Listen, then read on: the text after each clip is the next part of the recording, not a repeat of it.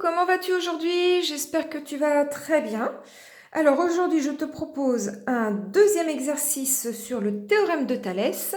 Donc j'en ai fait un premier avec la figure banale, comme ça, tac, tac, les droites parallèles, le point en commun ici, où bon, c'est quand même plus facile à exécuter comme figure par rapport aux égalités de rapport du théorème de Thalès. Mais là, c'est avec la figure dite en sablier, et souvent les élèves font des erreurs sur ce cas de figure. Donc, on commence. Alors déjà, qu'est-ce qu'on nous dit dans l'énoncé? On a juste la figure et une écriture. On nous demande de calculer le Y qui est ici. Alors, on connaît quoi? Alors, on a des points alignés. Donc ça, c'est des choses très importantes dans le théorème de Thalès, nos points alignés. Donc on va les écrire. On a E, U, T, E, U, T, qui sont 3 points alignés. OK? Ensuite, 3 autres points. E, A, C. E, A, C, 3 points alignés. Donc important que ces points soient alignés. Avec E en commun. Très important.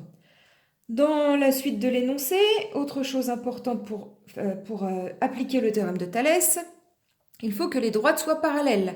C'est indiqué ici. AU entre parenthèses, ça veut dire la droite AU. Donc la droite AU est parallèle à la droite CT.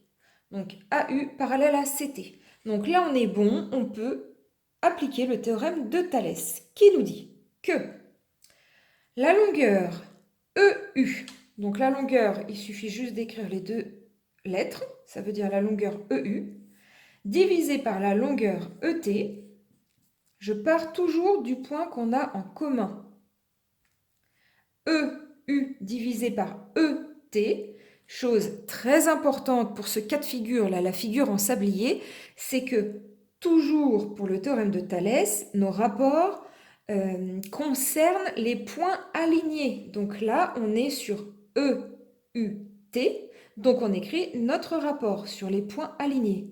Après, là, juste après, on va être sur EAC. Vous voyez, certains vont faire la bêtise de faire les rapports sur les lettres qui sont du même côté. Non, c'est important, c'est sur les points qui sont alignés. Donc, on a ces 3 points. Donc, on a EU sur ET qui est égal à EA sur EC. EA sur EC. En l'occurrence, je précise que là, on avait pris la grande longueur divisée par la petite longueur. Donc, de ce côté-là, c'est aussi la grande longueur divisée par la petite longueur. Et pour notre troisième rapport, ça va être aussi la grande longueur, donc AU, divisé par la petite longueur, CT. D'après notre dessin, ici, c'est plus grand que ici. OK. Donc maintenant, on va utiliser les informations qu'on a dans l'énoncé. Notamment, on a EU. On sait que ça vaut 7. ET, on voit que ça vaut 4. OK? EA.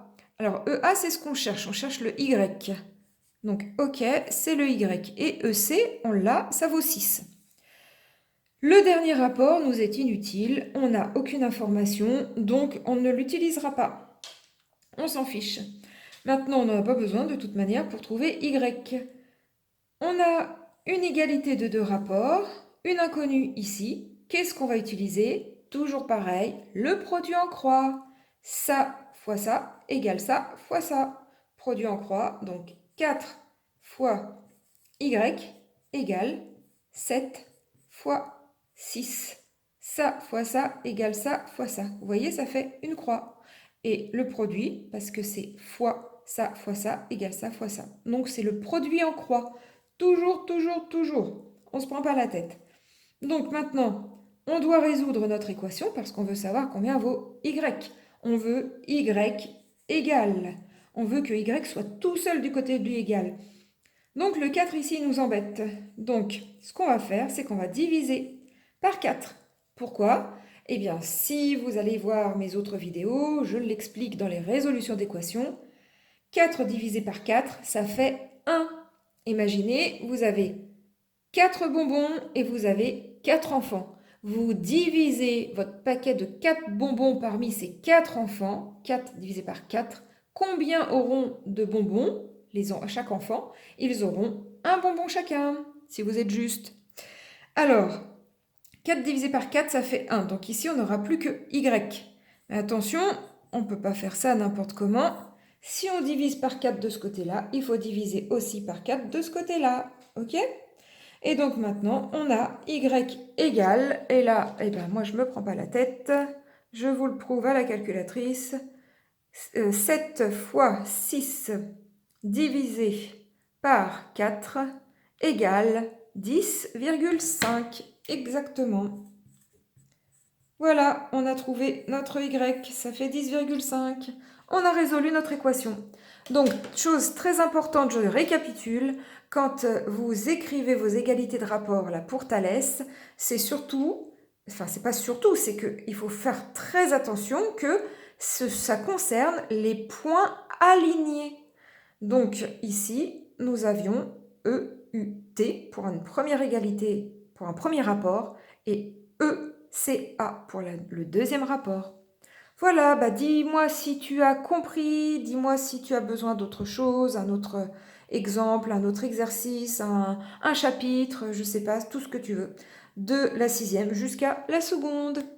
Salut, à bientôt!